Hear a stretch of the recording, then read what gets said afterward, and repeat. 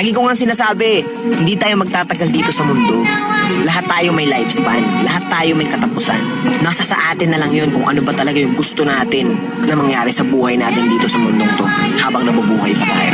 Maraming beses man tayong magkamali, maraming beses man tayong madapa. Kung ganun din karaming beses natin itatama ang mga mali. At kung ganun din karaming beses tayo mabangon sa pagkadapa, parehas lang yun. Pag natalo ka, laban lang, mananalo ka rin. Lahat ng bagay sa mundo may kabaliktaran. May gabi, may umaga. May maulan, may mainit. May malalim, may mababaw. May mahina, may malakas. May itim, may puti. May babae, may lalaki. May tao, may hayop. Kaya kung may negatibo, may positibo. Titingin ka ba doon sa makakasama sa'yo? O titingin ka doon sa makakabuti sa'yo? Enjoy the life!